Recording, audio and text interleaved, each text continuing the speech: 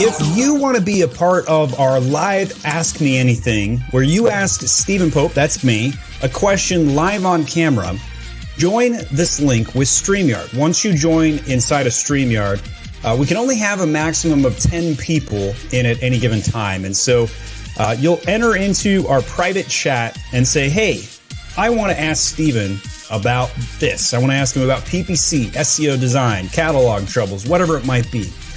I then will select your question and add you into my stream. After we finish our conversation, I'll remove you from the stream and you can continue watching here on YouTube. We want to rotate through as many people as possible and offer a format that's never been done before. Basically, it's like the radio. When somebody calls up, asks their question, they go on the air, and they do the next interview side by side. I want to be able to talk to as many Amazon sellers as possible because I love talking to Amazon sellers. So that's why we brought this StreamYard format along. So again, just log in with a link in StreamYard. We'll have that link at the top of this video here in the comment section. If you want to be alerted about the link to join StreamYard or you want to be alerted about other Amazon news, go over to myamazonguy.com/subscribe. Put your email address in right here. That's our newsletter. We reach thousands of Amazon sellers and virtual assistants and everybody that wants to learn about things that are happening in the Amazon space. And as a heads up, if you join the StreamYard and don't ask a question in the chat within 2 minutes, we're going to remove you because we're capped with the number of people that can join the StreamYard. So if you just want to watch, you don't want to ask a question on camera, just watch here at YouTube, youtube.com/myamazonguy.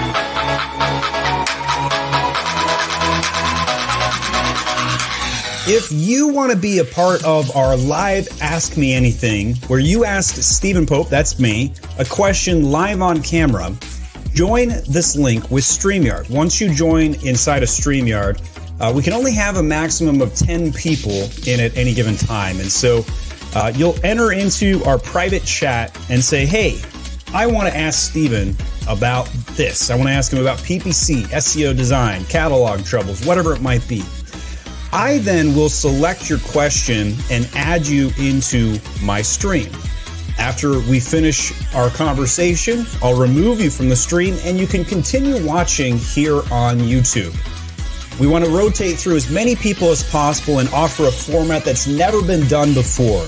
Basically, it's like the radio. When somebody calls up, asks their question, they go on the air, and they do the next interview side by side. I want to be able to talk to as many Amazon sellers as possible because I love talking to Amazon sellers. So that's why we brought this StreamYard format along. So again, just log in with a link in StreamYard. We'll have that link at the top of this video here in the comment section. If you want to be alerted about the link to join StreamYard or you want to be alerted about other Amazon news, go over to myamazonguy.com/subscribe and put your email address in right here. That's our newsletter. We reach thousands of Amazon sellers and virtual assistants and everybody that wants to learn about things that are happening in the Amazon space. And as a heads up, if you join the StreamYard and don't ask a question in the chat within 2 minutes, we're going to remove you because we're capped with the number of people that can join the StreamYard. So if you just want to watch, you don't want to ask a question on camera, just watch here at YouTube, youtube.com/myamazonguy.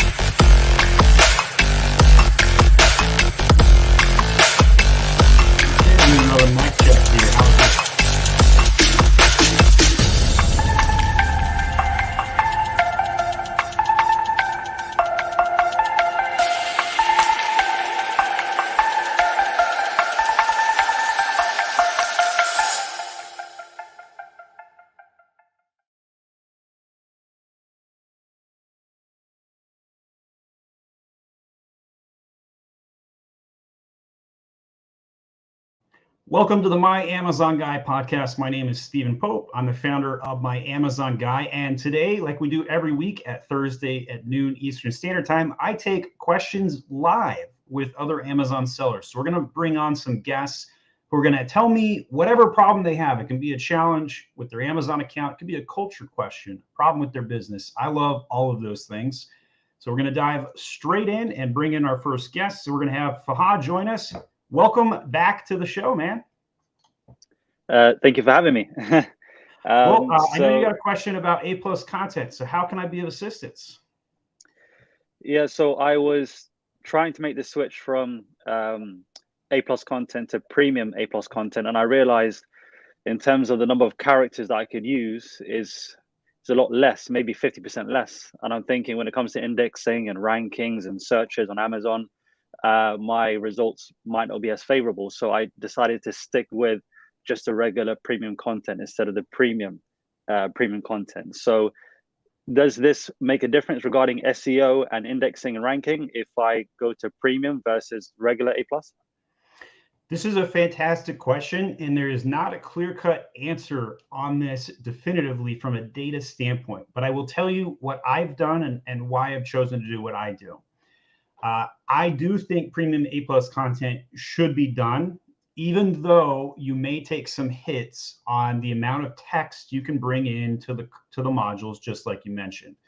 I do think this may be worth demonstrating and showcasing a little bit as well, to kind of showcase like what the difference between a premium A+ content could look like versus a regular one. So what I'm going to do is I'm going to present, just so everybody's on the same page here. So on the left here, the soap listing, this is going to be a regular A+ content. So up here we have the brand story. I love brand stories. This is going to be separate from Fahad's question, but everybody needs to have this done.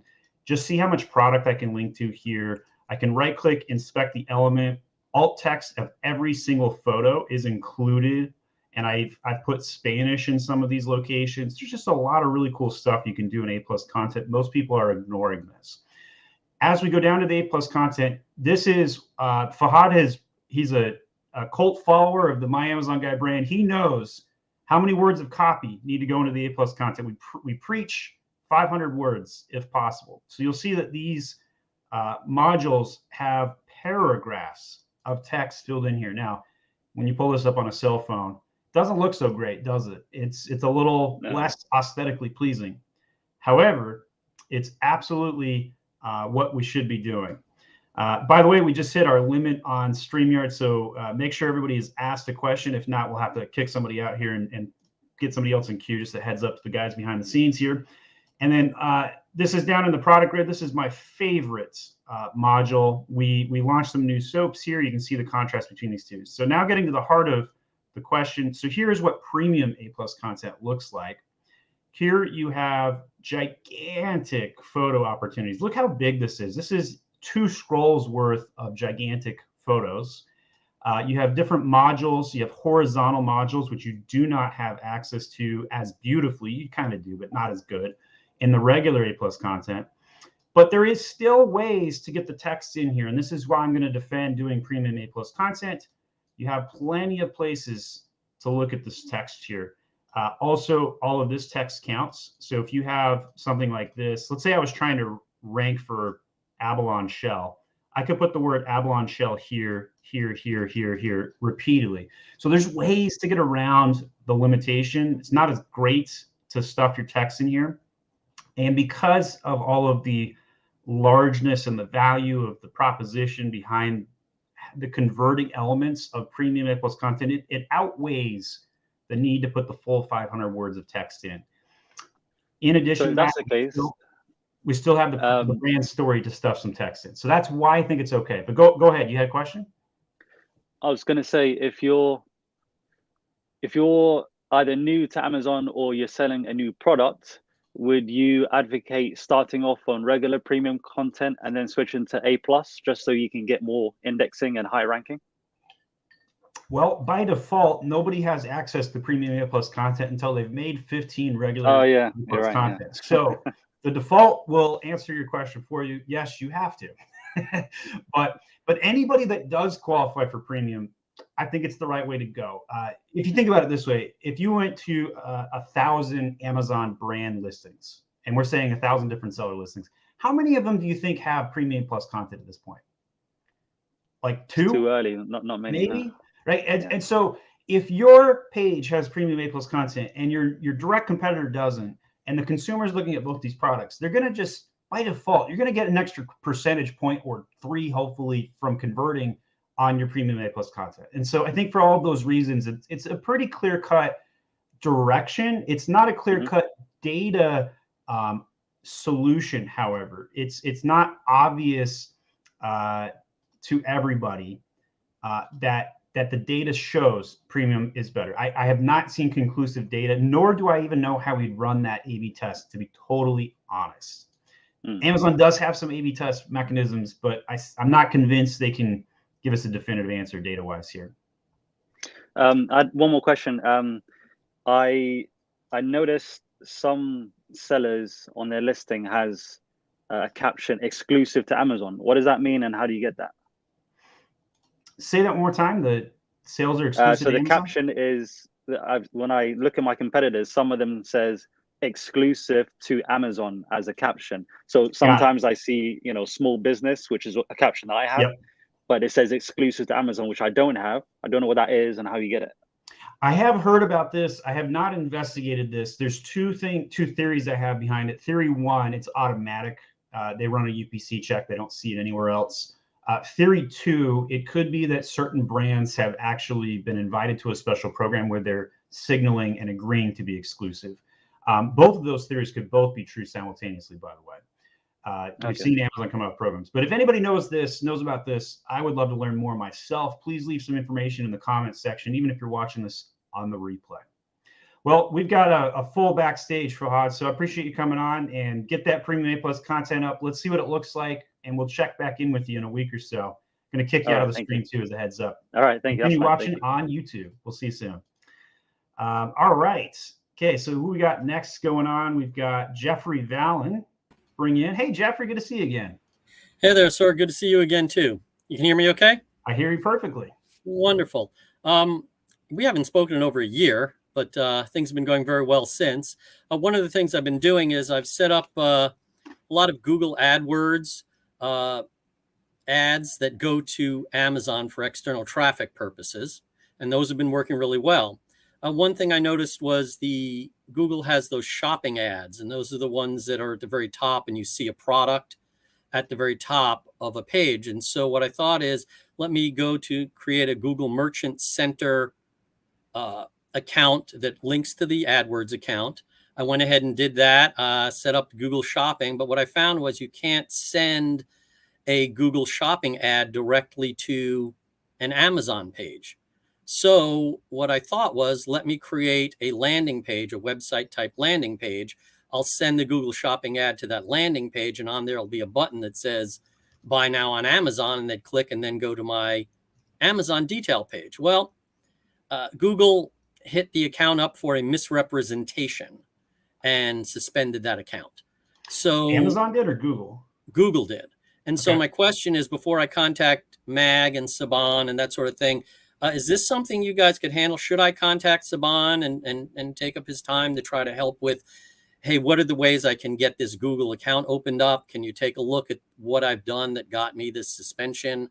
Or is this something that's not even in your realm at this point? Or where do you guys stand on this Google sort of thing for Amazon external traffic? So I understand your question. So we got Google Merchant Center that's suspended. Now, I personally have unsuspended Google Merchant accounts probably 8 times in my career. We're the Amazon guys, if you were. Right.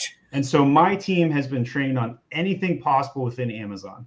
This specific scenario in Google, there's not a lot we've done to troubleshoot in this. So that answers part of your question. Now, here's what I would do if I were in your shoes. I don't believe that Google Merchant Center ever was or ever will be built to push traffic to Amazon. And the whole point, and keep in mind, Google's here and this is Amazon. Like, they have friction to each other, right? And so Google has no incentive to want to send your traffic to Amazon. And they want the data from your website. They want you to push it to your website. And so because of that, I don't believe you have a positive ending story when it comes specifically to the Google shopping mechanism. Now, having said all of that, there are many programs and ways to do attributed traffic from Google, just not specifically the Google shopping engine. Right. So, and also Amazon's listings also show up in the Google shopping engine organically. And in addition to that, you can spend display ads money to also show up in Google shopping, though it's not specifically controllable. And you can do retargeting and external targeting. So there's ways to utilize the technique. Just the specific mechanism that you've chosen is by and large not built to do so. Right. So I guess then my question is, I'm looking at this merchant center that has got this misrepresentation suspension.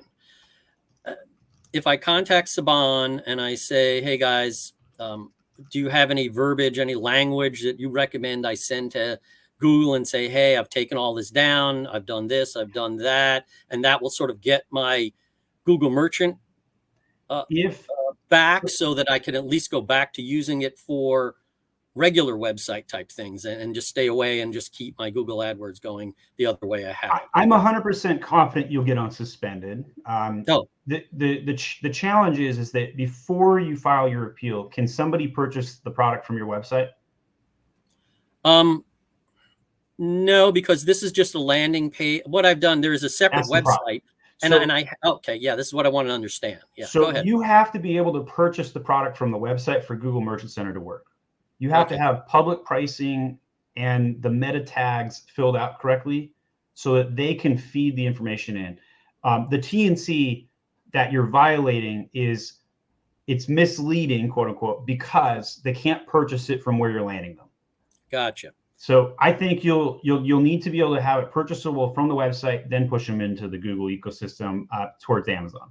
Okay, but if I just take down that landing page completely, if I just remove it completely and remove any ad that I had in the Merchant Center and say, hey, I've taken it all down, can I get it back? Or do you think that's not the way to go? The real way to go is to... You won't be able to be unsuspended until they can purchase the product from the website. Oh, okay. Yeah. All right. Well, then that's going to take a lot of work. So in addition to all this, thank you very much. That answers the question. Good. Should I contact Saban regarding verbiage and language, or you think that's not really necessary at this point? If I just do what you said? I think if you do literally what I said, I think you'll be fine. If not, come back to us at that point. Okay, very good. But to be clear, Saban is an Amazon troubleshooter, not a Google one. Right. So that's what I wanted to find out. Yeah. But my entire company, we hire troubleshooting people. So if you talk to a random person at my company, you probably have a shot. Yeah. So.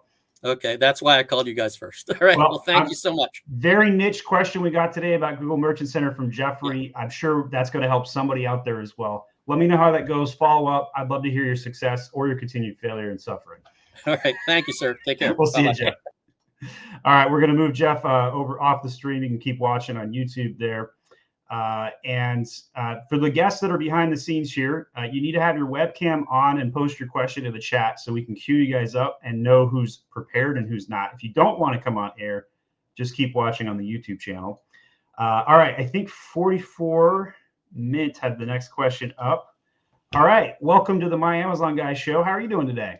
Hello, my name is Irina. Do you hear me okay, Steven? Yes, I hear you, Irina. All right. Okay, very nice to meet you personally. First of all, I'd like to thank you for all your help because I use your advices and your knowledges. It's really, really awesome. Thank you, Steven. You're very welcome. Thank you for being a fan and being here today. Okay. How can I help? So my question is that I'm in a circle now. Like my ASIN was banned because of pest control. Yeah, we did have some description like dangerous words like activated carbon, health pro, harmful chemicals, and we changed our description, bullet points, we remove everything from listing. And we contacted support a couple of times and tried to delete all description via flat files, while listing, and nothing happened. I can see all description now and I can't do anything. And support just making me go in circle. Okay, again so again. First question I have for you, are you selling a pest control product? No, we're actually it's about filters for air purifiers, so nothing to do with pest control. All right, next question. Have you taken the pest control test? Test? Yes, the pesticides test. No. No, okay.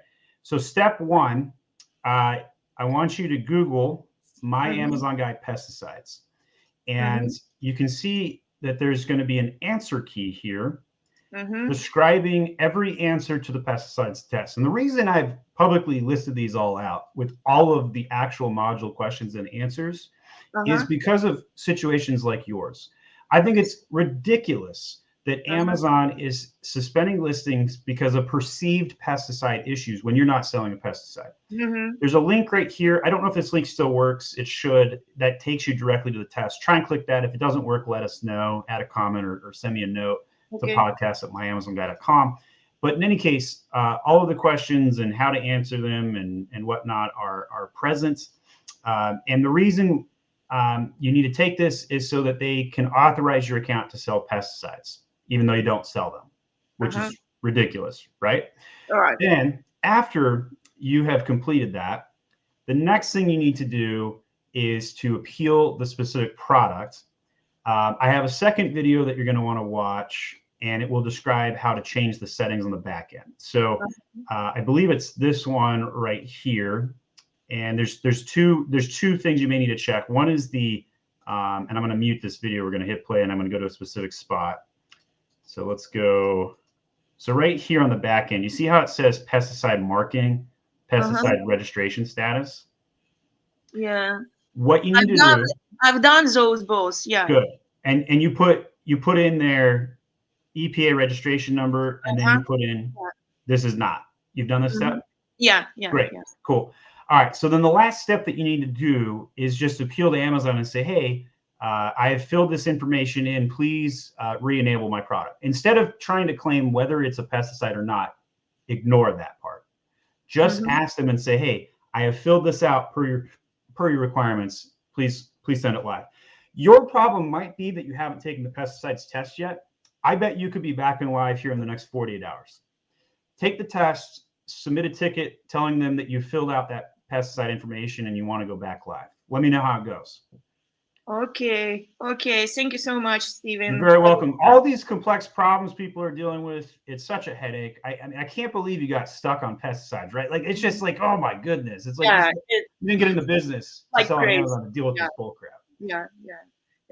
All right. I'm going to remove you from the stream. It was great to see you. You can continue watching on YouTube here. All right. So who's our next guest? I think we got Allison. Let's pull Allison in here. Hey, Allison. You're on mute, by the way. There you go. Good morning or afternoon for you. Yeah, afternoon here in the sunny Atlanta, Georgia area today. Where are you calling in from? I'm in San Diego. San Diego. All right. So just getting started over there on the West Coast. Yes. How can I help today? I have a question about inventory. So I work for Sunfood Superfoods. We have a professional account. We're having a serious problem with keeping inventory in stock with they also do our multi-channel fulfillment as well. So we have FBA inventory and MCF. So it seems like I'm always out of stock on the MCF, but I have plenty in FBA. So did you segregate the inventory and do the special MCF program? It all goes, when I send my inventory, it all goes at once. Like, okay, so you're doing one shipment, no segregation. Got exactly, it. Okay. Yeah. And so you're saying it's going out of stock for one, but not the other. That would be unusual if that's the case. Yeah. So like some of our items are completely, because we have our own website, sunfood.com. So you'll see that it's out of stock on there, but on Amazon, I have like 1,000 units. So how do they decide? Do you have the Ship with Prime program enabled? That I don't know. Okay. I think that's your next step. Okay. If you're worried about website orders, I would enroll in Ship with Prime. Okay. And this program is new. I think it got released in June or so. And what this program does is it gives you the Prime badge directly on the website, and we'll use your FBA inventory syncing. Now, the other question I have, I think this is the answer to your question, but I think the additional thing I'll talk to you about may be helpful too. Do you have a program that syncs your inventory to your website, or are you using a direct integration? I believe it's a direct integration. I forget what company. Are you using Shopify or? Yes, I think it is Shopify. Okay. Yeah. So I would check to make sure. So the SKU names have to be perfect, identical. So if you have a different SKU, a duplicate SKU inside of Seller Central that doesn't match Shopify, it won't sync to that. And so I don't think this is the problem that you're experiencing, but it could be, and you should go rule this out. If you have multiple SKUs inside of Seller Central on the same ASIN, make sure that the SKU that has the stock is what's in Shopify. Got it. Okay. Okay. So, but to answer my question, it will feed into the MCF if it matches up. Like Correct. it'll pull from that. It should. Okay. Yeah. So if FBA has 100 in stock, and you know, the other thing too, and by the way, if you're comfortable screen sharing, I could actually answer this question for you. Completely up to you. But if not, I can talk to this theoretically and show you where to look for specific. Okay. Sure. So are you interested in screen sharing? Yeah, that's fine. Great. So what I want you to do is I want you to go to your inventory page and then start sharing your screen. You can hit the bottom share present button in the bottom middle of StreamYard here. And then I'll pull you into the show. We have a lot of people waiting in the guests today. I'm going to get to every single person I can today. You guys are awesome. So excited everybody's here today. Let's see it. So I see your screen there. Okay. Do you see the inventory? Perfect. And what I want you to do is I want you to put your cursor over the available number. So like if for example, if that particular product had a problem, this would be a good case. So click on that drop down. Do you see how it says 50 available? Uh-huh. So on Shopify, these 50 units should be available if you're using that direct integration. Okay. If, however, we were looking at a different product, so X out of this one for a second. Let's see if we can find one that may show this. Can you click on the active radio button for me? And this is just going to show me all of your FBA inventory. Okay, perfect. I found one. The one that says 0, click on that one. This. Yes. So right here, do you see how there's 0 available units, but there's 72 inbound? See that? Right. Now what I want you to do is click on the live product. So go to the hyperlink and click on the live, not that one. So yeah, click on the live product. So right here, do you see how it's available? Okay. But do you also see how it says ships within 1 to 2 months because it's inbound? Oh, wow. Okay. Yeah. Okay. So this is happening. There's nothing wrong, by the way. This is happening because Amazon allows for sales of a unit when it's not in the available column, but your website probably won't. Right. So this is out of stock on my website. That's exactly what I thought would happen. I think I found your problem. I also think that the Ships with Prime program will be a net benefit to you, but I also think they will still be out of stock with Ships with Prime if they're not in the available column. So I think we had a kind of a two-parter on this one, kind of an interesting scenario. Okay. Any follow-up questions? No, I appreciate that. That helps a lot. I mean, I do have other issues, but I don't want to take up all your time, and I know you have other people to all right. Well, help. come back every week Thursday at noon. We'd love to have you back, Allison. We got a big guest list today, so thank you for being generous by passing the baton. You can keep watching on YouTube here. All right. So 44 need you to keep watching from YouTube. We got to make room for guests. So who do we got next? I got to find my place because I just did a screen share. I've lost myself. Here we go. Rodolfo, I believe, is next. Let's find you, sir. And there you are. Okay. Rodolfo, welcome to the My Amazon Guy podcast. You're on mute, sir. Sorry about that. You're good. Welcome. Hello. I just have a question about the categories. I have an issue with a listing, well, a couple listings actually, where they're supposed to be vents, like heating vents, and for some reason they get like they're like considered apparel or something like that, like apparel, or they're in the wrong category. And so what had happened before is that we ordered some UPCs from GS1? I guess, I don't know, the GS1 people. And then what happened is that another company prior, I guess, just used the UPC, whatever UPC. Are you in supplements by chance? Nope. What category are you in? Registers, like registers, events, like hardware, tools, and hardware. Okay. So this is what I'm about to say is my own personal belief, and I have no proof to the statement I'm about to make. I believe GS1 was hacked and the UPC codes were stolen by Chinese sellers.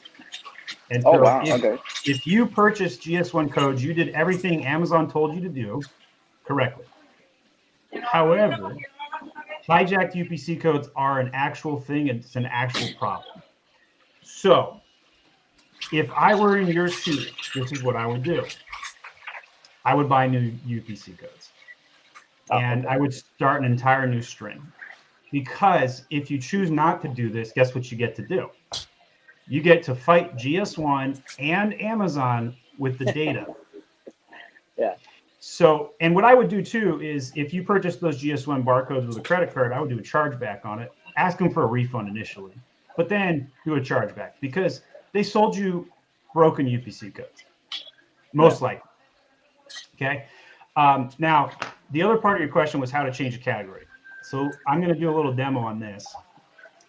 And if anybody else has experienced bad UPC GS1 codes, I would give that advice to anybody. I think it's a racket, guys. I think the whole system is a total racket. But anyway, so you log into brand registry. You go to brandregistry.amazon.com, and in here, you're going to go click on the drop down for support, contact brand support. That'll bring you to this page. Under here, there's a drop down for listing issue and change a products category. Have you been here before? Yes. Okay. So when you filed this ticket, did you file the ticket to change the category? Yes, I did that, and then I had back and forth with them explaining like, oh, that this isn't the correct category. That okay, I'm going to give you 2 tips. Okay. Send them a manufacturer URL on the ticket back to them and say, here's the proof. Switch the category. Like a 2-line ticket. Here's the proof. Switch the category. Manufacturer link. Tip number 2. Upload a cell phone picture of the product. Yeah, so that's what I actually did. I did a picture, and then I also we did back and forth. They saw it, they're like, oh, you're right. So what they did is they basically told me like delete the product, the listing itself, like all mention of the listing, wait like 48 hours, and then re-upload it, and then wait 24 hours, and it should be good. And it was still wrong. And it did. Yeah. So support likes to tell people to delete their products and reload them. That is their easy way of getting out, because if you go 48 hours without responding to the ticket, it clears and then they win. Oh. So I don't like deleting my own product for that very reason. Secondly, if you can't actually change a category to a template upload unless it's a brand new product, generally speaking. It has to be done through the ticketing system. So I think they lied to you. And so what I would do is I would fight them on the ticket and say, hey, I've done everything you've asked for. Here's the manufacturer URL. Please change it. Now, are these mature listings or new listings? Some of them new ones, we actually did do that route where we just said, we'll just get new UPCs. That's fine. You know where I'm going with this. Yeah, there's some that are more mature and we have a lot of ratings. And so we don't want to. If you have reviews on these listings, fight tooth and nail to get them. Having said that, here's another technique you can do. If you go through everything we just mentioned a second round, you give them the manufacturer URL. You reply back to the ticket and escalate. Said I deleted it. You didn't fix it. Do the following steps. Send an email to jeff@amazon.com, briefly outlining the escalation and give them the case ID and tell them the resolution you're seeking. And in addition to that, if that doesn't work, create another ASIN with the new UPC, just like we talked about, and do a merger. And merge the 2 products. The reviews will be kept. 99% chance. I can't guarantee 100, but it's generally the case. And then the new product listing will have the reviews and be in the right category. Okay. All right. I gave you a couple leads, Rodolfo. Let me know how that goes. I'd love to hear back success stories if you join a future show and say, hey, Steven, what you did worked and it was great. And here's my fairy tale ending. Or, Steven, I'm still suffering, man. Help me out. Okay. Because hopefully that is Amazon. All right. Okay. Any other follow-up questions there? Nope. I guess I have to try it out first, and then cool. Yeah, I'll come back. All right. You can keep watching on YouTube. I'm going to remove you from the stream. Thanks for coming on today. We got a lot of people in queue. We're going to try and go to the next person. Brandon, welcome to the My Amazon Guy show. Yes, sir. Thank you. How can I help today? Well, my question is about shipping oversized items into FBA. What is the best practice to get them there? Do I have to double box? How big are we talking? 64 inches long and 8x6. So long boxes. Long. Okay. Definitely under no condition 2-box anything. So the first tip I'll give you may already know. but never put two oversized items in the same box. If it's over 26 inches, it needs to be in its own individual box. So that's the first tip. Does that help at all, or you're already? No, I understand that. I'm just trying to, is it better to send them on a pallet? And if they're on a pallet, do they still have to be individually boxed? Like the product is ready to go. It's ready to have a label put on it. It doesn't require any additional packaging. So they can just, it just seems stupid to me to have to put it in a box and then put it on a pallet and then here's my litmus test. Can the box, if you had the box yourself on hand right now and you shipped it to consumer, would you put it in a box or would you ship it as is? No, it's boxed, ready to go. The item is. And in that case, I would just put it straight on the pallet, and I would put the label directly on this box, no problem. And so that FBA label that you print out, you would slap it on each individual box, just like normal. You wouldn't need a box and put a box inside of a box to do that, right?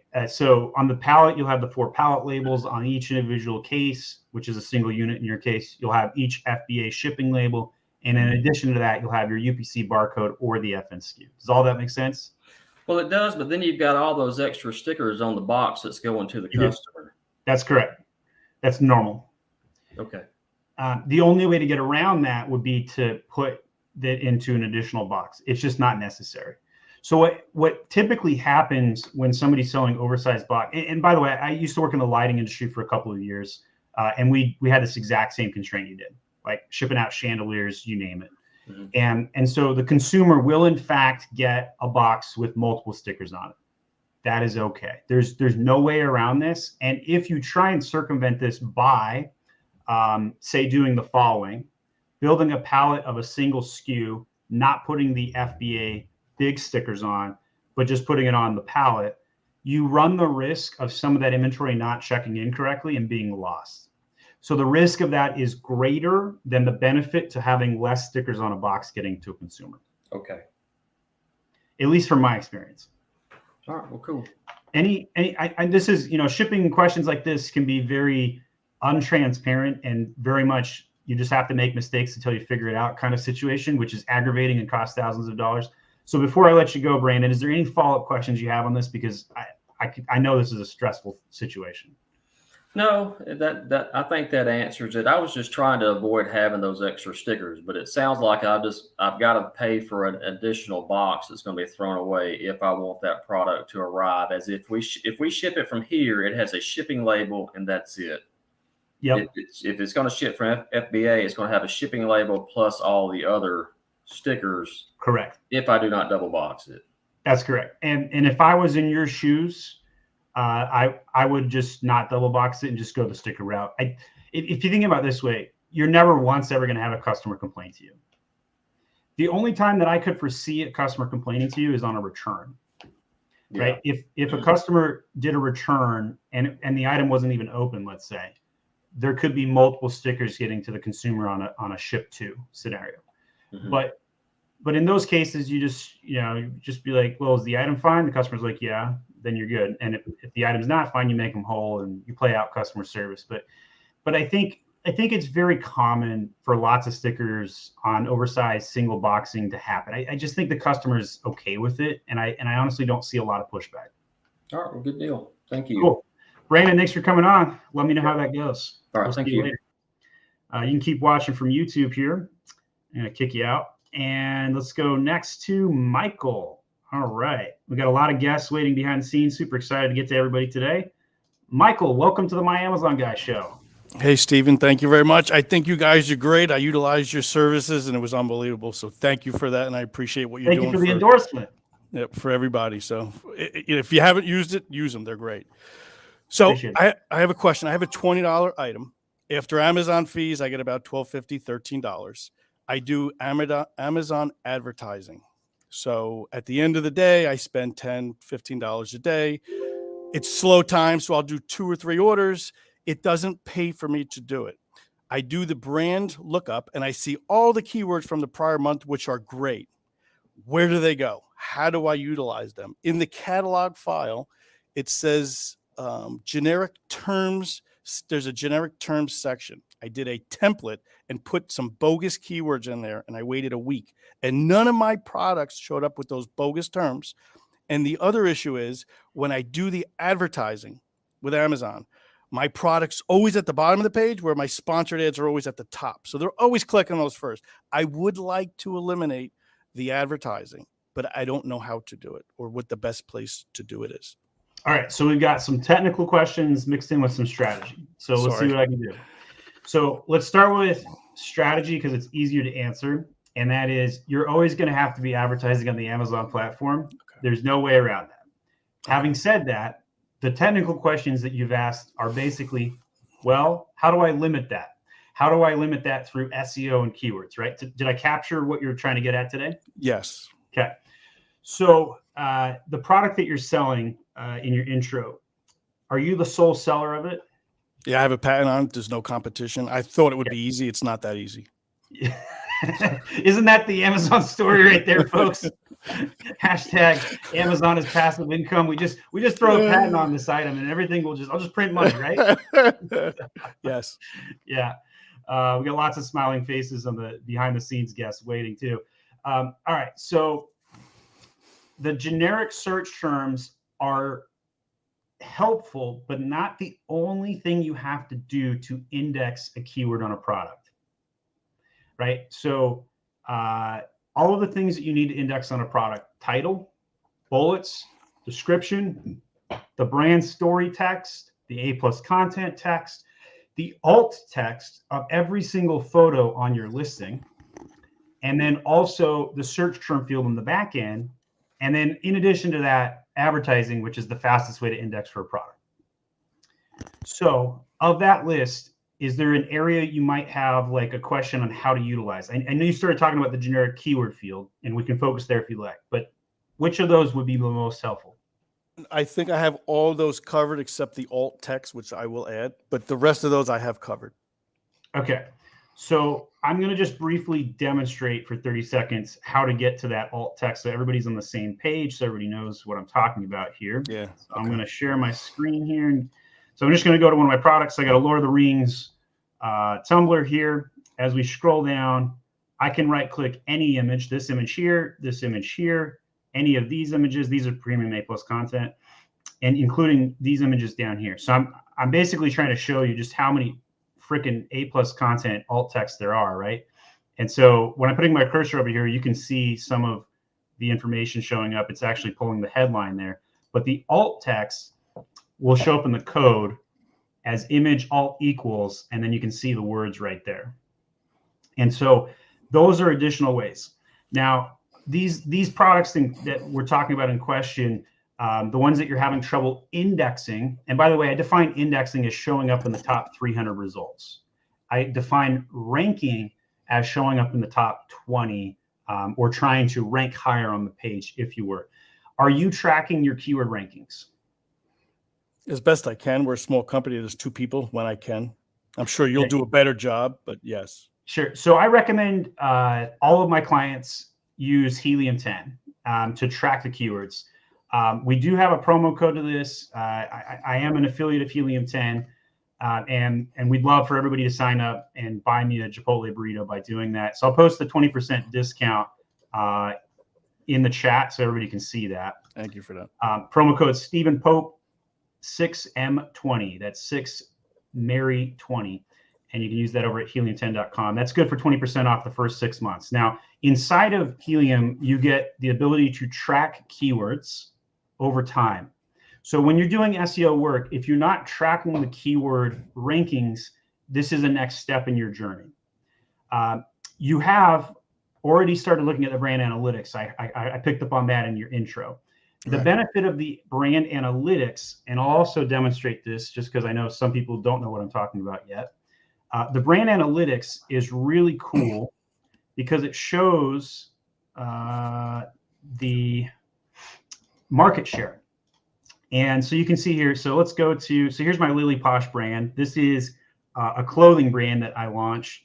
We had about $1 million in merchandise sitting in a warehouse somewhere that we picked up. So it's a got reviews, but not a lot of sales kind of brand. And so if we look at fuzzy sweater for the word for women, and we look at this phrase, my market share is just under 1% on impressions. But when somebody sees it, I have a 15% CTR, which is really good. But my overall CTR is under a percentage point. And you can use this directionally to understand your market share and your purchase rates to know what to focus on the listing. Mm-hmm. What this won't do for you, however, is tell you if you're ranked 3, ranked 10, ranked 50. And so when you are working on SEO, we break this out into multiple phases. This is the final phase for market share, but phase 3 is the strike zone update. And this is where we focus on keywords in ranks 20 through 50. And so most of the time you need to be doing both the market share analysis as well as the ranking analysis to have maximum SEO gains. So I would recommend you take that as a next step. But one thing I was concerned about, and I want to pinpoint this if I can, is why they're not indexing for you. So what word are you trying to index for, if I can ask? So, I mean, you did my products to cornhole level, but I put words in there that had nothing to do with it. Like, okay. This was 3 months ago. I did the experiment, like Christmas trees. A month later, I did not show up in that category. Like, I was trying to figure out what that file, what those columns meant or what they did. I couldn't figure it out. Wasn't coming up. So if Amazon doesn't think your product is relevant, you may not index. And if you do index, you may lose the indexing at some point. So I think what I'm hearing from you is a couple of things. I think you're doing the right motions, and you're also kind of like just putting your feelers out and trying to test some things to see, the impact of them. But I don't believe that putting the non-related keywords will be impactful. They were not relevant at all. They were not even close. But do this, Michael. Cornhole in Spanish, 17 different ways. Take this as a homework item. Switch one of the search term fields to Spanish, all Spanish. And I will bet you that it will index in under 48 hours. Okay. For at least one of those Spanish terms, probably more of them. Okay. So, all right. So I think we've identified a few next steps for you. I love talking about SEO, which is why I spent a little extra technical time kind of addressing your question. I thought it was a great question, by the way. Thank you. Thank you for everything you do. I appreciate it. Thanks, Michael. Thanks for coming on the show today.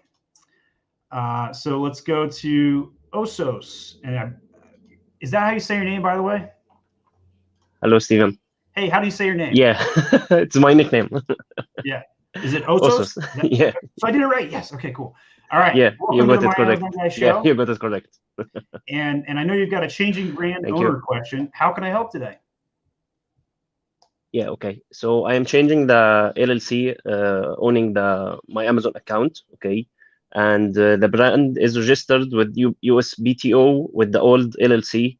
So if I change the company on the account, Amazon account, what should I do to the brand? Should I just list the product normally or give the new company a permission, or what should I do?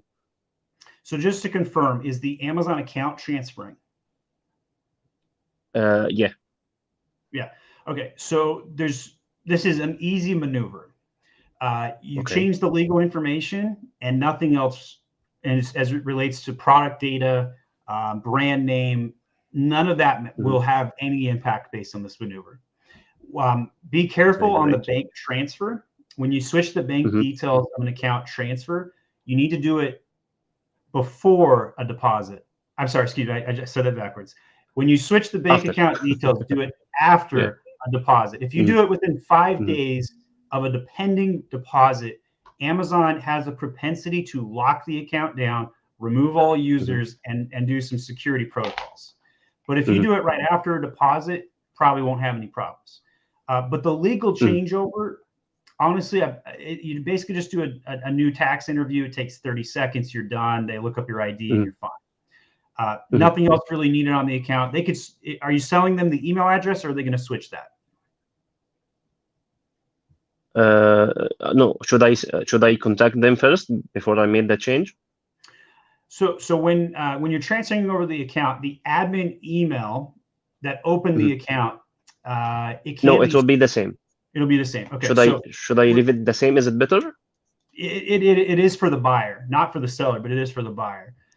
So there's the benefit to having that email control coming over with the account. If you need to transfer it, though, you can. This wasn't possible 2 or 3 years ago, but it is now. You can switch the email of an admin account, no problem.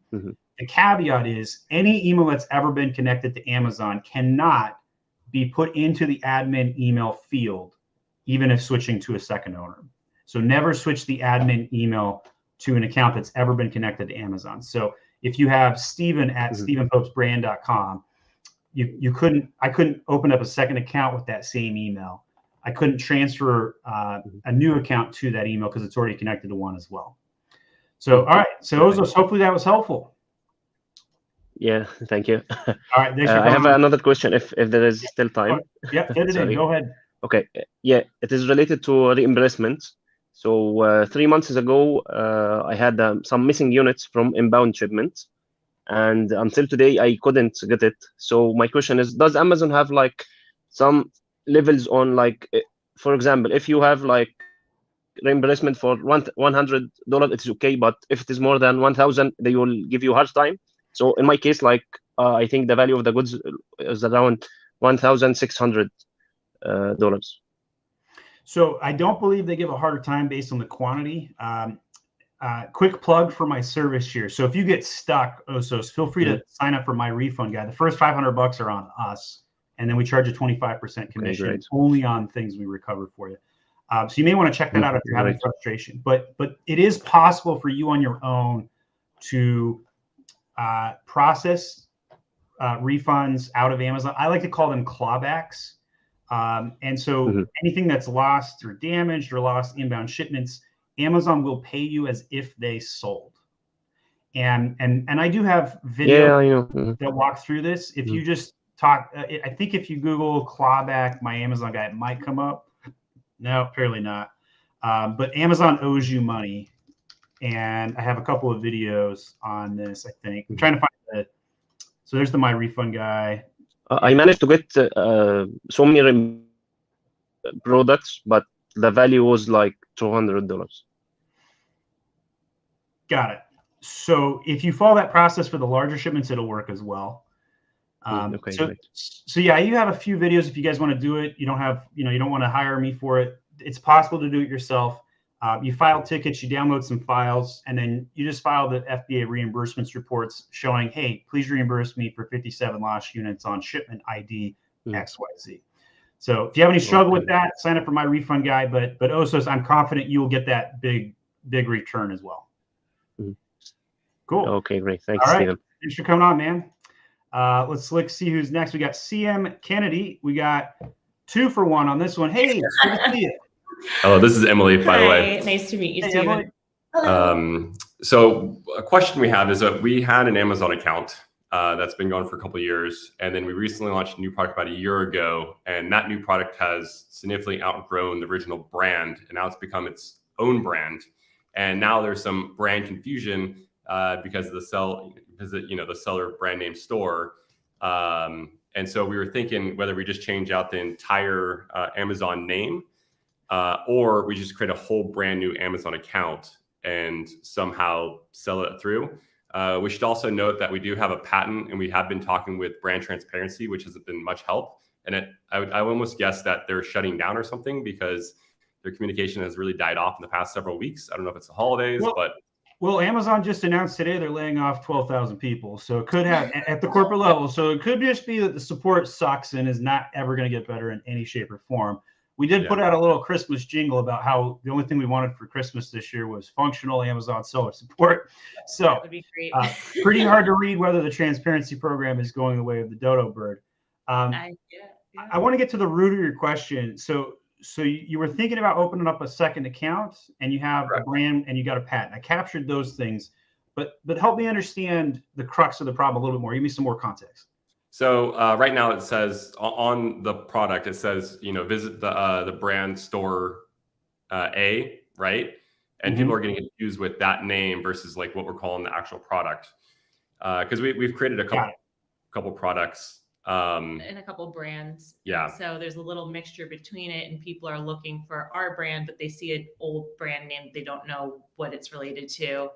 and the market itself is confusing. Did you switch a brand name on a SKU? On the name, just new product. Only the title name is where it's reflected. Yeah. The brand name, the storefront name, and then the brand name are still the old SKU. Oh, sorry, the old brand name. That makes sense. Did you change the packaging at any point in time? Yes. Well, it's a whole new product. So the original Amazon account has been around for 5 years, but the new brand has only been around for a year. Did you co-opt old product listings with new product? No. No. Okay. Is there any chance you could screen share and show me this? I've got a Pro, but the visual on this one might be helpful. Yep. If you use the screen share button in the bottom middle, hit present, this might be very, very helpful. And so what we're going to be looking for is trying to figure out a recommendation on how to handle the challenge so that consumers are not confused. That much I understand. So I see the screen share, so we're pulling that up. Okay, so show me the discrepancy that you're concerned about. And thank you for being comfortable showing this. Yeah, we're the #1 knocked off brand on Amazon right now. I'm the inventor behind it. Well, congratulations. There's never a better benefit than to be knocked off. So, I mean, yeah. Also, the #1 knocked off. We've been told by Amazon directly. Yep. So, Rope Curls is the brand, and Strapless is what originally what we launched as the Amazon store, and this has quickly taken over any of the sales that we've done on Straplets. And which was an old, totally unrelated to Rope Curls, but an old invention that I brought. Do you want to change the brand name on this listing? Yes, I would like to say Rope Curl store. And like sold by Rope Curls is very important down here. That's because if we go back here, you can see that there's all these knockoffs are basic, and so it adds a lot of if we go back up, like this is there's no question what you guys need to do. You need to change the brand name on this listing. Yeah. So changing a brand name is about a 7 out of 10 for my people. At my company, it's difficult, but it's manageable. Changing a UPC code is the 10 out of 10. So it's not that bad. Changing a brand name is difficult. So there's a variety of techniques that you guys can utilize to change a brand name. And if any of what we're about to talk about sounds overwhelming, I'm going to plug myself and just tell you to hire me, but we'll help you out with it. But what you're going to do is you're going to do a template backup, and it's called a CLR report. Have you ever done those before? Yep. Okay. Download that to start. Save that file. Leave that alone. Look at the CLR file to see what data has been captured and submitted. You're looking to make sure the UPC is present in the GTIN field, and you're looking for the brand name field. Yep. First step you can try is just simply to change the brand name in this file and re-upload it. Probably won't work, but it's the easiest technique. So you've tried this. Yep. Okay. I've watched, I don't know, 100 of your videos and read all your blog posts around If you've done that, then you're already ready to skip to the final step, was just hire us. We'll take care of it. Let's do it. For those that are watching, the other techniques that you can take advantage of is to delete the product. This is the one-time deleting the product action. Delete the product and reload it, doing the same template file upload. I don't believe this is going to work for your listing either, because it's so mature. And then following that, what you're going to do, the old brand it's not brand registered, correct? Correct. Okay. No, it is. It's brand registered. It is. Sorry. Okay. It is. Yep. All right. So many steps. We're gonna go down the alley here for a second. Why not make a brand store for that? We have created a brand store. So we have the Straplets brand store, and we also created an additional brand store called Rope Curls. Got it. So the current SKU is not matched to your brand node, is what I'm hearing. Correct. Okay. So we have a decision tree. Decision A, you tell them to connect it, and then at least it will load your brand store. That technique is easy, and you'll probably get done in 4 days. But you won't change the brand name in that scenario.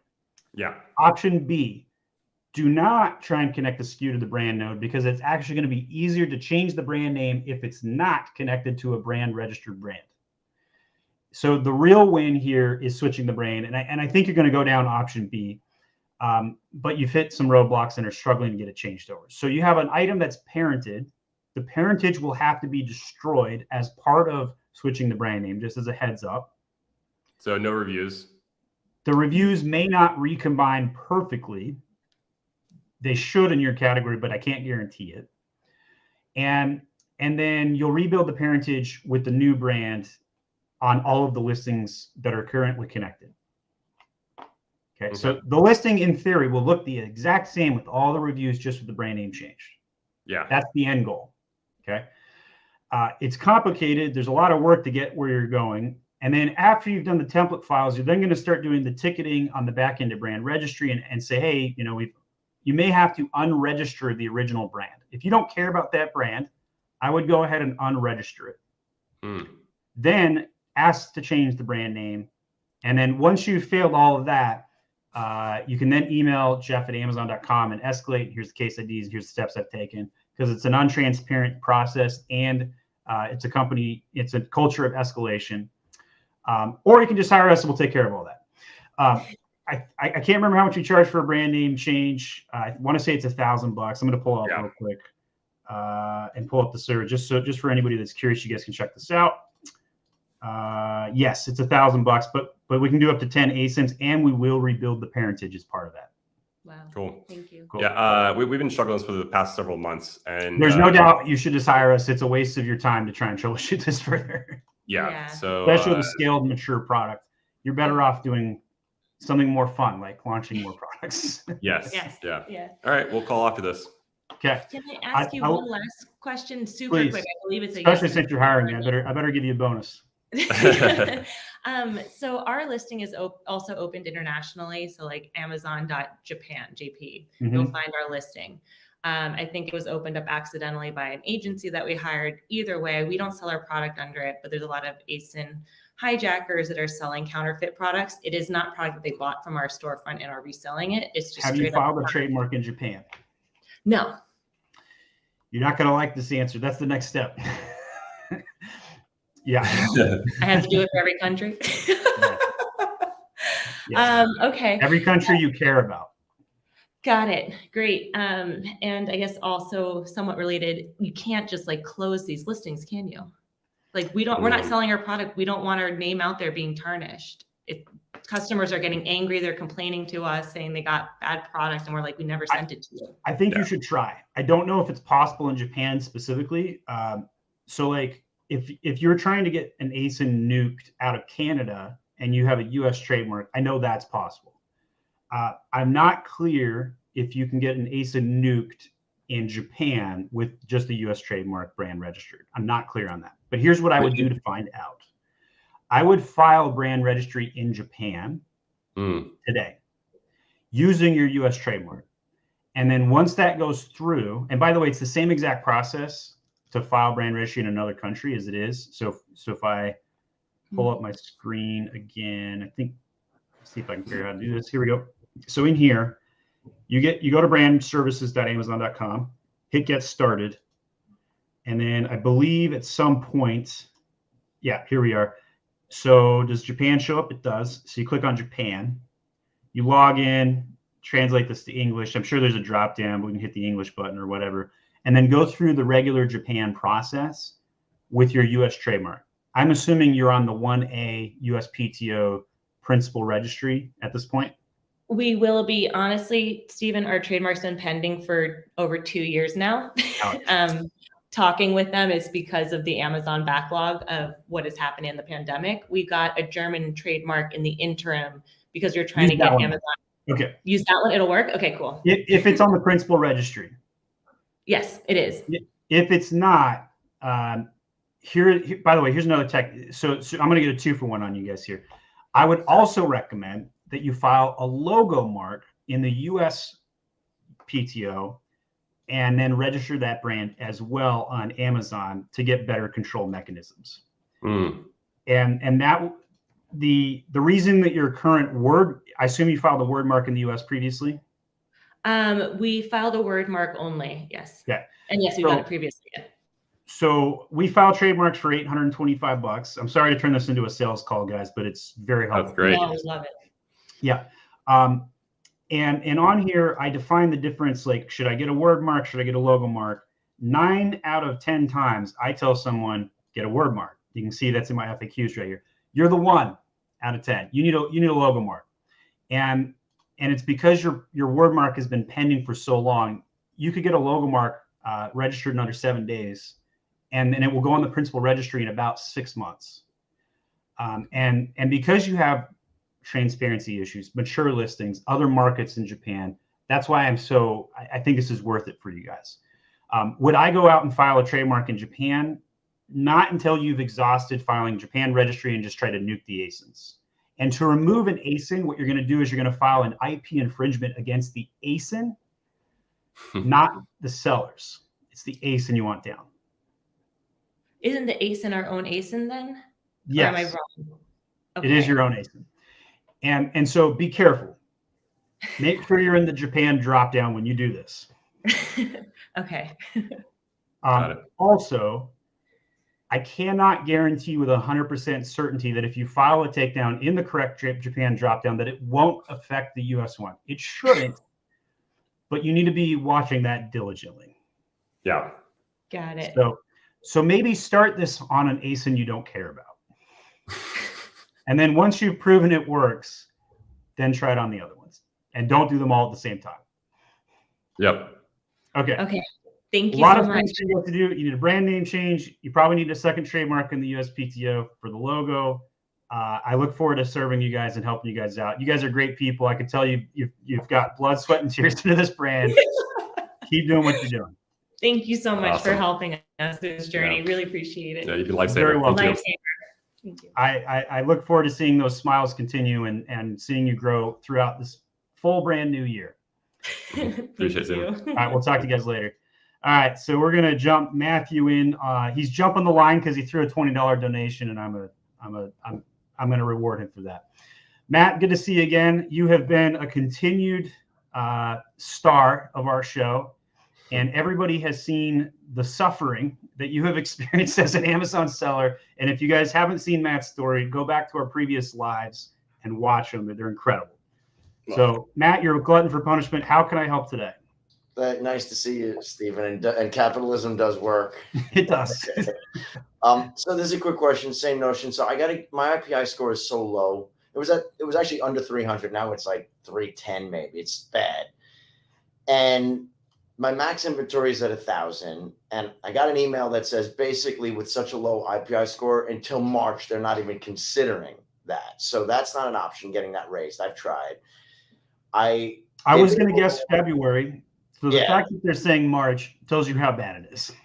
So I did a removal order, which you know about, which was expensive. And I disposed of about 500 units. So I'm down to 1418 is my utilization quantity. And they capped me max inventory at 1,000. So essentially I'm 400 plus over.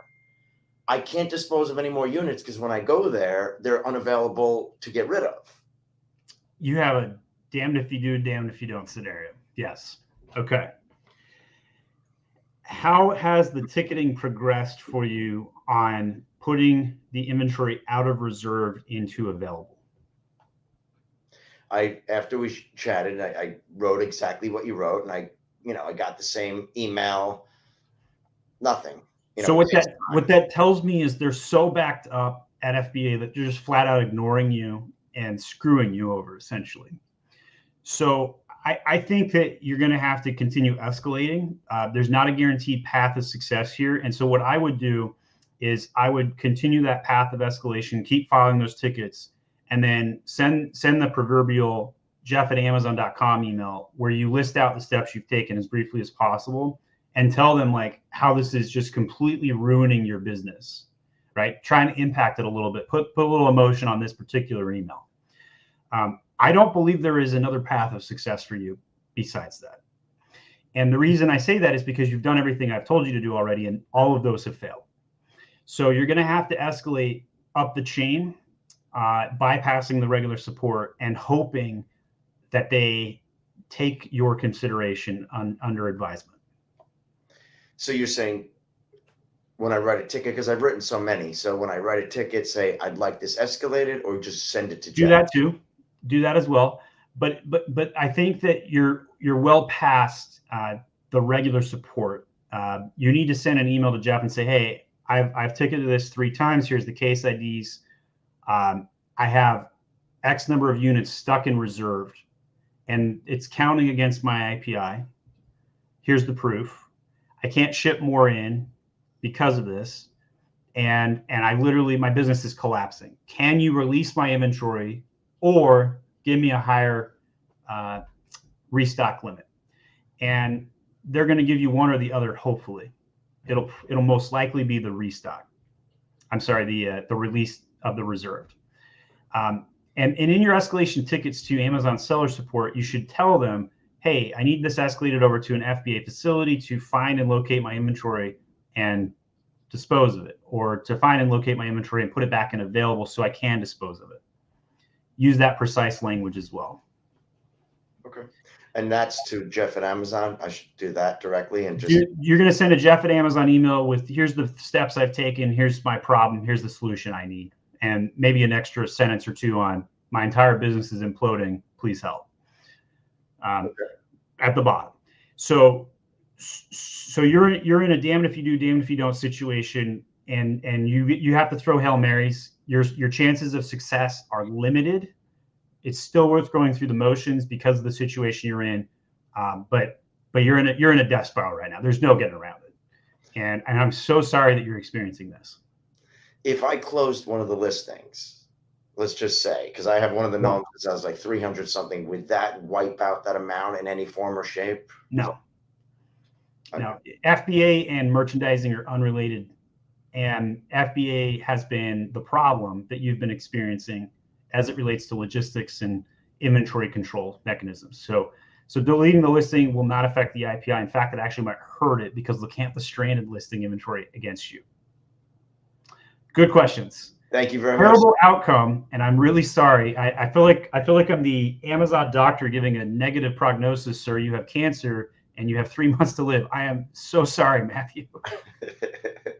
Thank you for your time. Keep trying, man. Keep trying. Hope to hear back soon. We'll see you later, Matt. I hope the next person does not have as hard of a problem as that. I see Jeff on the back, and I'm going to pull Jeff in just because. Can you hear me okay? Yeah. Hey, Jeff. How you doing, man? Good. Happy New Year. Happy New Year.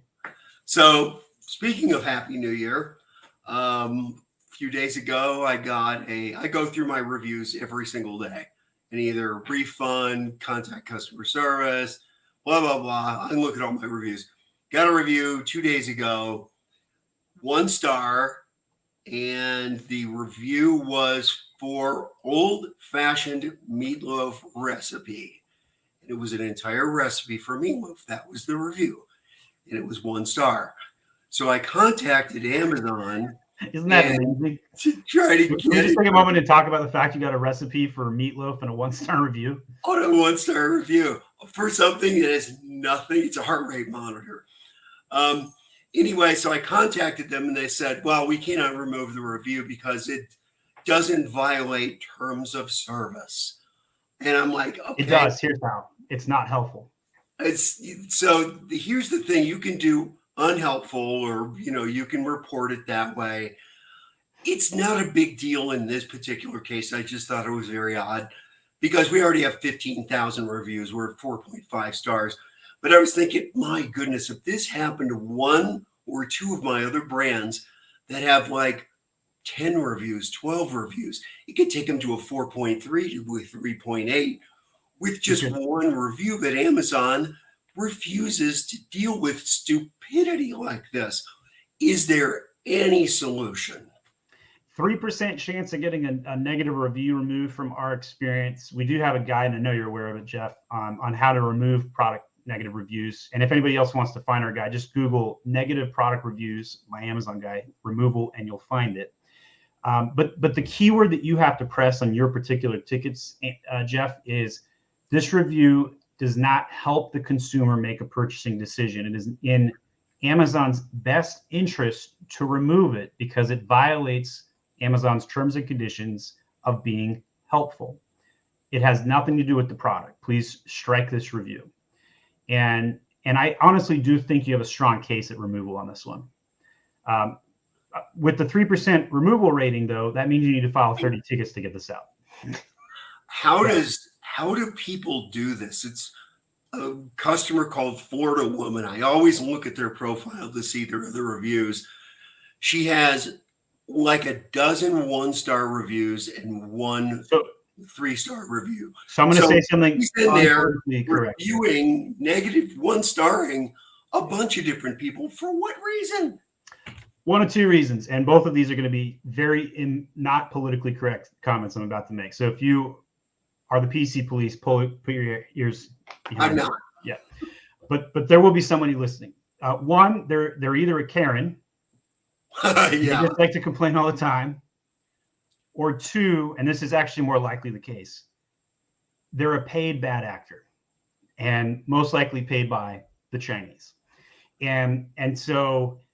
If you file multiple tickets on the removal and also file tickets to the removal of the user by showcasing their violations and how they don't leave any helpful reviews, if you got the user removed or kicked, your review would also get yanked. So I would file 2 track tickets on this. Okay. I do believe you will succeed. I just believe that this is going to be a virtual assistant task requiring 30 tickets. Yeah, I know. Well, you know how much time I spend on the phone with Amazon. For anybody that doesn't know, Jeff makes some awesome LinkedIn posts about being on the phone with Amazon every Sunday. And can you make one of your depressing faces for us? I just think that, yeah, see that? Yeah, this is what it's like to sell on Amazon right there. It is exactly. The only thing I was missing is my headphones on. Yeah. Now, going back just quickly to what you said, for this same account, I have nailed so many Chinese sellers that are obviously competitors going on. I don't know if they've paid somebody to go on and give negative reviews. They have. But I've nailed them over and over and over again. Reported them, never had a single review removed. Talked to our CSM. Amazon.com is ready for you. Yeah, I mean, it's an everyday. Well, it's an every Sunday morning battle.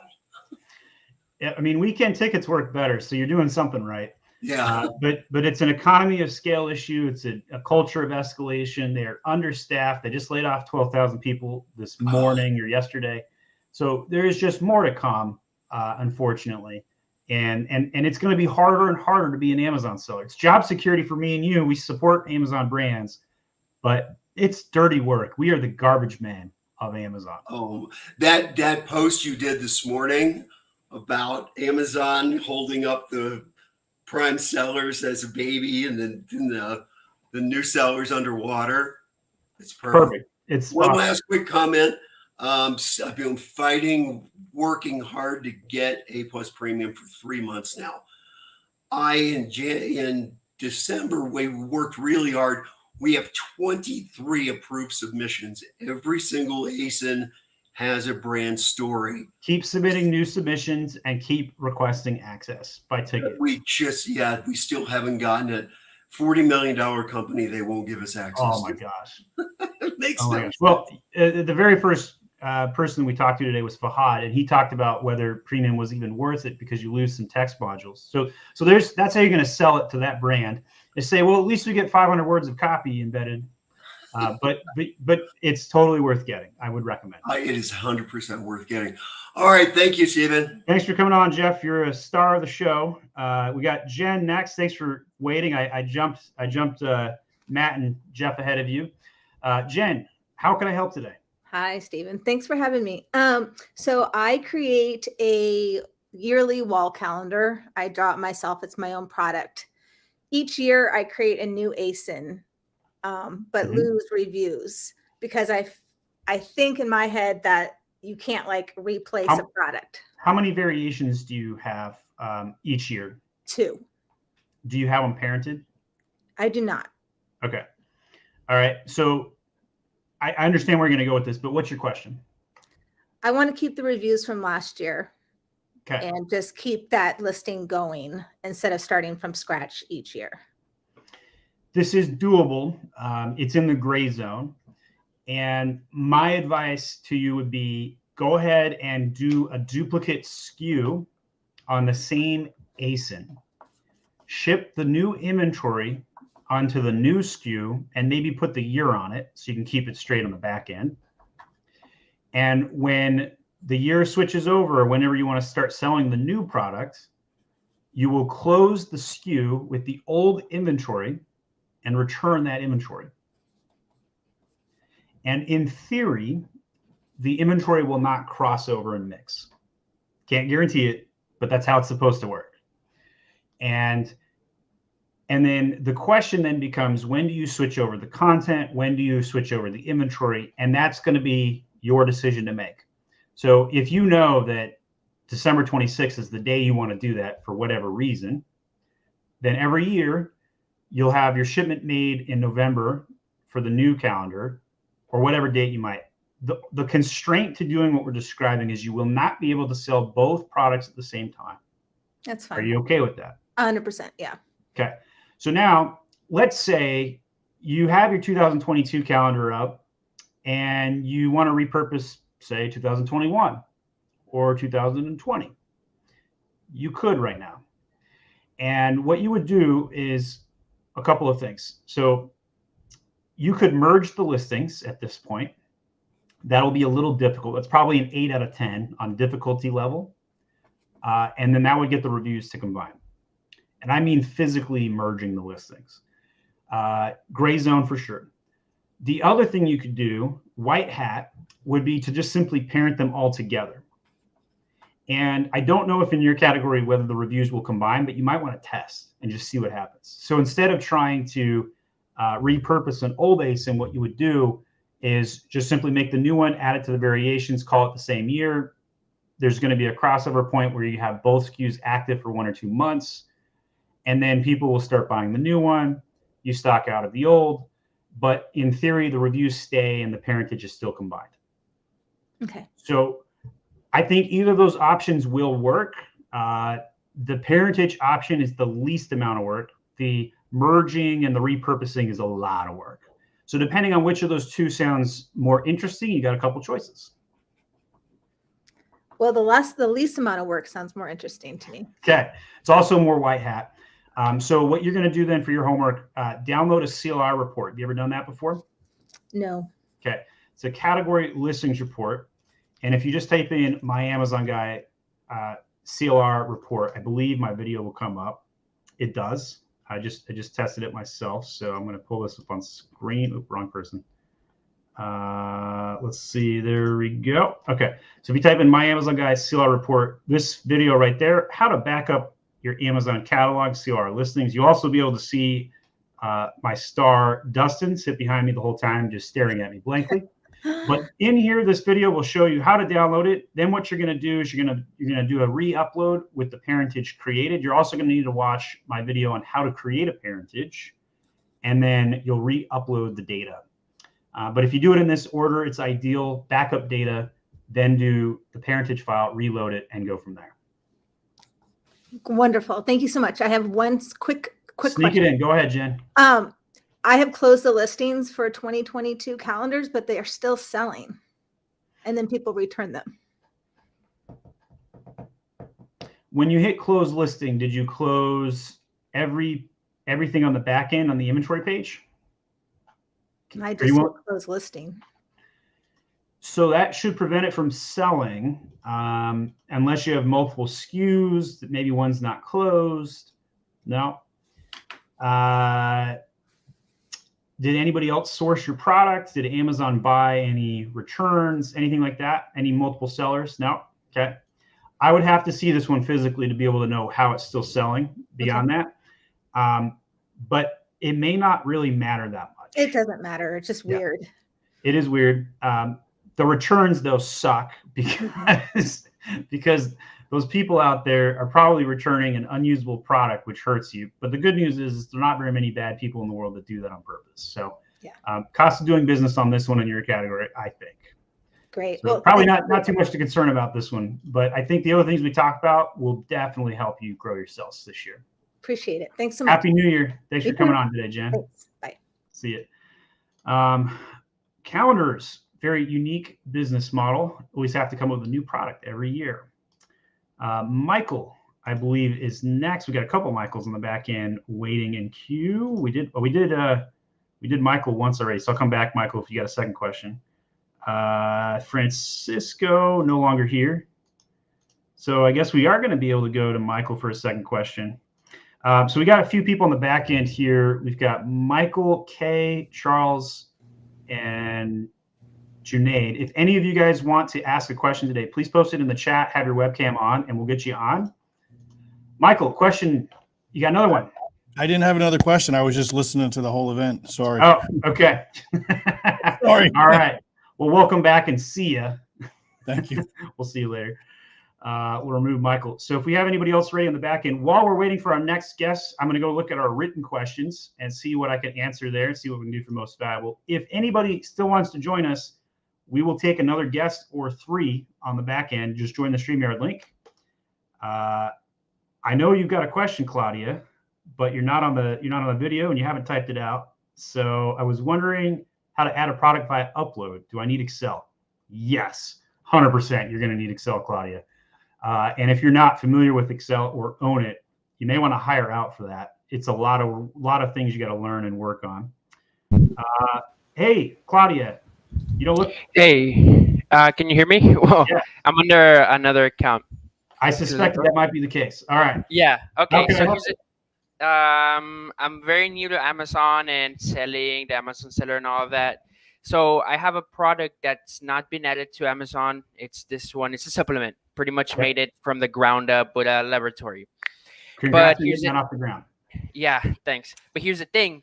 I added it and I was trying to put bullet points, but it wasn't really letting me edit it. And so I thought, let me just delete it and add it again, see if that helps. But when I deleted it and I tried to add it, it wasn't letting me add it because it already had an ASIN assigned. And later on, I found out that you could just add it through the ASIN. But I guess it was too late because it was finally letting me add it through the UPC. I would recommend, regardless of where you're currently at, to load the UPC to the back end. It's in your best interest from a data control standpoint. Now, if you load the listing to the ASIN, you won't get the benefit of being the seller of record by having the GS1 UPC loaded. Yeah. Well, I ended up adding it or try to add it, but I just kept getting the same message, which was, give me 1 second. It's right here. Okay. It just goes, says complete draft. It wants me to add a picture, and then it asks me, oh, here it is. It says there is no record of the SKU corresponding to this update on your account. This commonly occurs when there are other issues on the SKU. And I tried to contact Amazon about that, and they just told me to upload it, via upload or something like that. Yes, that's exactly what you need to do. So the same advice I just gave our previous guests on downloading the CLR report and then loading a template file is what you need to do. Okay. So to download that template file, because I have here the templates, right? Which one is it? Because I have list products already in Amazon, list products not currently in Amazon, or is it update product details? You're gonna do the update, and you want to download the template file that has your current data in it, and then supplement it and then reload it. It'll be the fastest way to get the listing fixed. And then if that doesn't work, make sure you have brand registry and you file tickets inside of brand registry to update the listing further. That make sense? Yeah. Okay. So then I update pricing, update product details, right?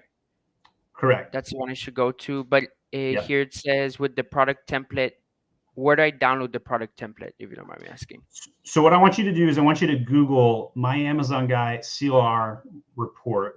And then you're going to download this, which will help you learn how to do all the template file upload work. The other thing I want to do is I want to get you a free promo code to my catalog course at Mag School, because I could tell you need it. And so send me an email to podcast@myamazonguy.com, and I will give you a promo code so you can go take that course. For those that don't know about our Mag School program, we have courses on everything you need to do to learn how to sell on Amazon. And they're like 10 or 20 bucks. They're really, really affordable. And we have one on catalog. We have one on customer service. We have Facebook ads, advanced SEO, reviving sales, launching, all of the basics and foundations, and much, much more. In addition to that, we have a new program that we just launched, which is called Pope Plus. And Pope Plus, and I'm not pitching this to you, sir, but for those that aren't ready to hire an agency but know they need a lot of help and guidance, for $999 a month, you guys can sign up, be part of our Slack community, ask me questions every day if you'd like in Slack, and get access to Mag School, my refund guy, trademark discounts, Seller Central jobs, to find other VAs, lots of other cool stuff. This is a brand new program. If you want to be one of the first people to sign up for this, there's a benefit. You get more of my attention while we don't have a full cohort. So for those that are listening, check it out at myamazonguy.com/Pope. But in your case, you just need the catalog course to get started. So we'll get you a promo code. Send me an email. So then, where do I email you at? Where do I email you at again? Sorry. podcast@myamazonguy.com, and send me an email there and I'll hook you up. All right. Thanks for coming on. One last question, if I could. What was the video that you directed me to again? Just the you need to know how to download your catalog. And so it's a CLR report, catalog listings report, that you need to download. And then that will get you a jump start on working your way into fixing your challenge. Okay, I got you. Thank you so much. Yeah. I appreciate it. All right. Thanks for coming on. All right. We don't have another guest with a webcam on behind the scenes here. Junaid. All right. How you doing? You're on mute, sir. And I know your written question I'm going to read while you're waiting there. How are you you? got 200K in sales in the account.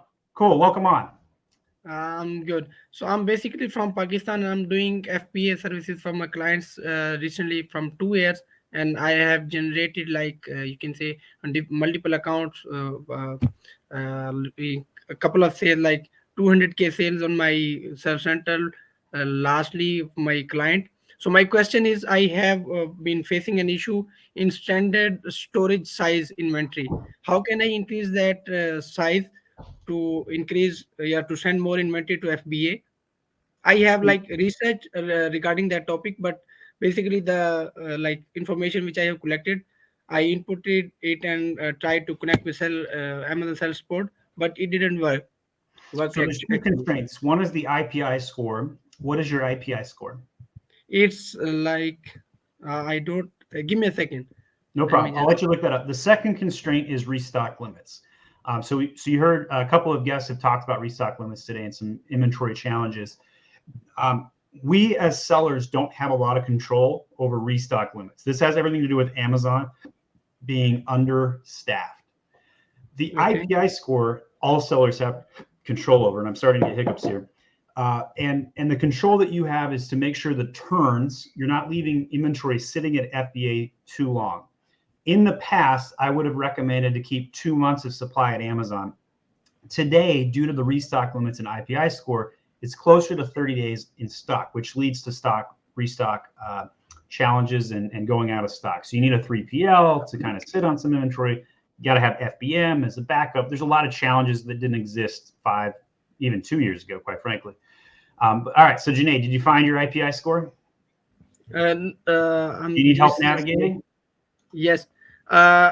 It's loading. Just give me a And my second question, answer my second question. My second question is that I also provide the account reinstatement services for my clients, and I have reinstated 2 accounts which are doing recently drop shipping. So I had an issue like Pakistan and drop shipping go together like peanut butter and jelly. That's no, I'm not doing by myself. I just help my clients to reinstate their accounts, and I'm really interested to get your course of Amazon account reinstatement, but right now I do not have like a budget to for the fees and so on. So I will do this in future. So my opinion is don't do drop shipping, especially if you're not from Pakistan, because the Pakistanis like Junaid are going to win. These guys are eager. And I also use the word hungry, but sometimes it offends everybody in Pakistan. But I sincerely mean it as a compliment. You guys are hustlers. And so if anybody in the world is going to win at drop shipping, it's Pakistan. Now, having said that, it's a dying model. Amazon is hostile to drop shipping. So it might put food on the table this year for you. but it won't next year or the year after that or sometime soon. So just be prepared for that. You got to start private labeling or building product. There's just simply not a lot of value to having hundreds of thousands of drop shippers on the Amazon platform. So that's the why.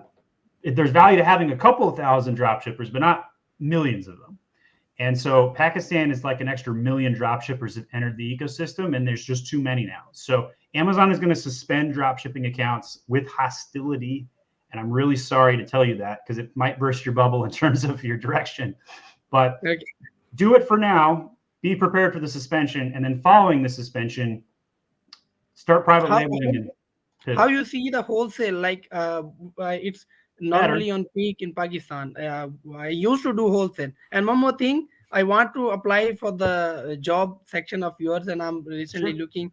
So I have a question that in which niche I want to, I have to apply. Like I do FB wholesale, and I'm doing it like since last 2 years. So, I do. Can I like go to VA Success or something like that? So and I'm not like. I do not have so much experience in PPC and in SEO. Yeah, so most of our roles require experience. It's possible to get hired as an intern, so you could apply as an intern.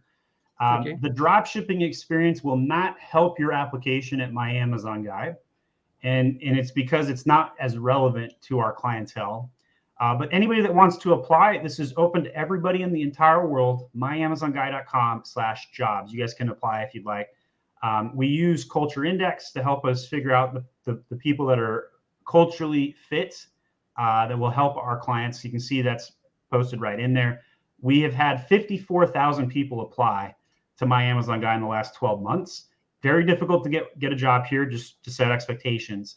But we love to hire new people and try them out. Based on what you said, Junaid, what I would recommend is probably the troubleshooting role because you've got some experience with some suspensions. And so that's probably where I would head if I were you based on your experience. I do FBA as well. FBA and FBA, I have experience with them in practical and self-certain management as well. Yeah, so all of that could definitely help your resume. So feel free to apply officially through the portal. And I wish you the best of luck. And I also wish the other 54,000 people that are applying this year. But don't let that number scare you away. It's possible. You just gotta make the case. All right, Junaid, thanks for coming on today, man. Thank you so much. Have a nice. Eric, I haven't seen a question from you on the back end, so I'm going to pull you in cold here. Hope you're ready. How can I help? Hi, Steve. Nice to meet you. Actually, you as well. Happy New Year. I'm just listening your conversation now, and my question is about trademark. Something that you said to the couple. I have a trademark, but it's not. It's still pending. Okay. But you and is the trademark in the United States? Yes. Okay. And Canada as well. Okay. And I applied for wipe, like in China and UK and another country that I forgot. But anyways, my question is, it's possible. I don't know if I understood what you said, but can I use my trademark in US to get a brand register in another country? Yes, but not if it's pending. A pending U.S. trademark can get U.S.-based brand registry, but it cannot be used for brand registry anywhere else. All right. And so that's why I was recommending to that couple to utilize their German trademark if it was on the principal there, because the principal registry on a trademark anywhere in the world can be used to get brand registry anywhere else in the world, but a pending trademark cannot, unfortunately. Sure. And if I can, one more question that I don't know if you can help me with that or not. I have a patent as well, and it's still pending, but actually I'm getting probably in the next week, finally. And congrats, that's not an easy thing to do. Oh man, this is a nightmare. But anyways, so I'm getting this patent in US, and so how important is to have the patent in other countries as well? I'm the wrong person to ask this question. the reason people get patents is because they want to protect something that is special, that can be knocked off easily and replicated. It costs a lot of money to enforce a patent. So if you're not a big seller, if you don't have 20 grand to just enforce patents, it often is not worth doing. If you're a seller who can't afford enforcement, as nice as it is to sleep easy at night knowing you have a patent, I don't believe you will have the funds to enforce it unless you have the funds to enforce it as a bigger seller. So, but the reason I'm the wrong person to ask this is because if you ask a patent attorney, they'll say, yeah, file it everywhere, right? Because they're biased to file it. But if you ask a marketer, they'll be like, patents are not worthwhile, just get the product live. So I've got the opposite bias is what I'm telling you. So probably the best person to ask would be other people who have filed patents and ask them if it was worth it. Ask for their experience shares. So if you're watching this video right now and you have filed a patent, help Eric out. Leave a comment and say, here was my experience filing patents. Especially beneficial if you've done it in other countries as well, based on Eric's question. So I can't answer your question today, Eric, but hopefully it was directionally helpful. So do you know about of course, you know about the Apex, the one that if you have a patent in Amazon, you just, apply for this Apex that I forgot what that means. I'm familiar with it, but I've not directly used it. Okay. And so you need to be able to keep in mind that if you go to fight somebody with the patent, you have to put money into the system. I think it's $3,000, $3,000 from you, $3,000 from the other guy. And then if you win, you get your money back. But if you lose, that's $3,000 out. So it's again, is it 4? Yeah. Yeah. So with that in mind, it's again, how much money do you want to spend on enforcement? How good is your product? Are you $1 million seller on this one SKU? Maybe it might be worth it. If you're doing $20K a month, probably not. All right. So it's a finance question more than it is a legal one. All right. Perfect. All right. That's it. Cool. Thanks so much again. All right, Eric, thanks for coming on, man. I love all the questions and everything we've had today. We've had questions about trademarks, A+ content, SEO strategies. We dabbled on a PPC question in there. We talked about how to get hired at My Amazon Guy and much, much more. So that's all the guests we have on the back end today. I'm going to look at the comments before we close out today to see if we have any cool questions that are worth spending a few minutes on before we close. We will be doing this again every Thursday at noon Eastern Standard Time. We also have Jason Master Mateo that will be back tomorrow to answer written questions as well. So I'm looking at some of the questions we've had. We got questions about brand approvals. We got ranking questions. I'm going to see what would be a good one, a couple of to end here. We got an Etsy question. Does Etsy let you buy with Prime program? No, this is just for a website. You can still do merchant fulfilled inventory for Etsy sales, no problem, multi-channel fulfillment order, but not buy with Prime specifically. Very good question. Never been asked that before. Does any name mention it? Let's see. I kind of found that one in the middle of the stream here. Let's find one I can take. Insight to how many keywords should be put into a campaign. I would go with 5 at max, 20 if you're really facetious. But generally speaking, more campaigns with less keywords is the current best practice today. 9 out of 10 PPC experts will agree on that, but definitely no more than 20. Any more than that, you will cannibalize the keywords from each other. Let's keep scrolling down, looking for other questions.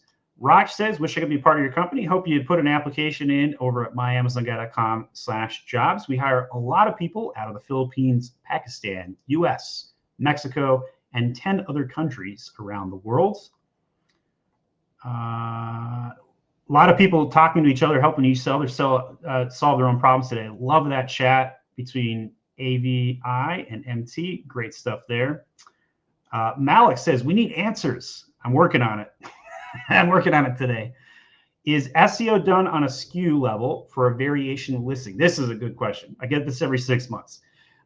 Yes. However, if it's just a color or a size variation, the impact will be minimal.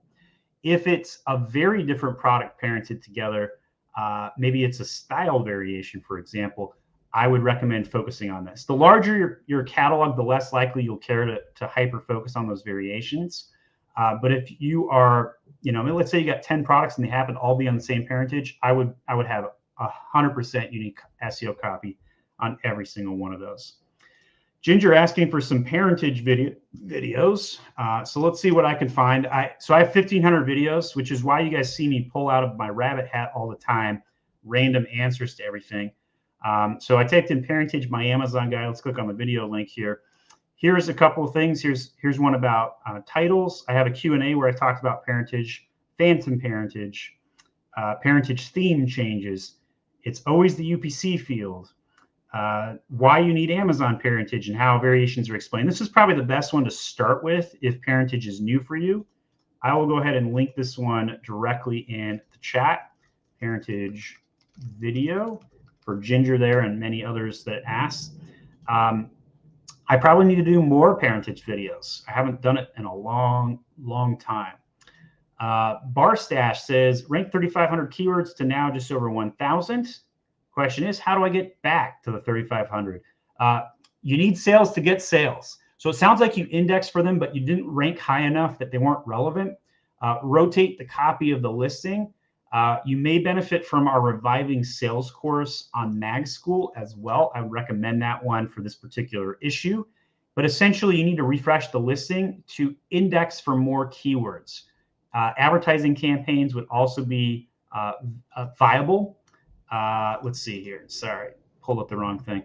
And you need to have a lot of copy on the listing, and you need to be able to convert for all of these things. So the course I would recommend is the Reviving Sales course for your particular question, Barstash. I'd also recommend the Advanced SEO Market Share course. This is SEO Phase 4. Both of those would be very, very helpful to answer your question in depth. Eugene asks, when will the China 25% tariff expire? I don't know the answer to this. I'm more of a marketer than an operations or logistics guy. If anybody knows the answer to this, please post it in the chat. We helped out Eric today on a patent question. What's the best way to build 1,000 reviews in 3 to 6 months? What a great question. It generally would require you to sell 5,000 units a month to pull that off. Review conversions are generally 1 out of 100 people will leave a review. And even if you ask them to leave a review, it's still pretty paltry. The best tip I will give on this today will catch you off guard. Instead of asking customers for reviews, I recommend you put a little product insert. So here's my little postcard here. We sent this out to some Amazon sellers in the past. I recommend that you ask your consumers to take pictures of them using your products and do a product insert into your packaging where you ask them to take those pictures and incentivize them to do that by saying, hey, I'll give you a $20 gift card off your next purchase or something along those lines, or a freebie of some kind, and then ask them to post it under a hashtag, your brand name. So we do this for my Age of Sage brand. It's very, very impactful. Plus, people that take a picture are more likely to leave a review. So it's a pretty important one. Any idea when the restock limits will go away? Probably March, based on Matt's interview today. If you had asked me this question a month ago, I would have predicted February. So it looks like their staffing problems are getting worse. Any advice to control ACOS this low conversion time period, since I get huge clicks but very less sales? January is probably maybe the 3rd weakest month of the year, especially compared to December, where that's the strongest. But generally speaking, you just need to be in stock where your competitors are out of stock. That's the best thing you can do.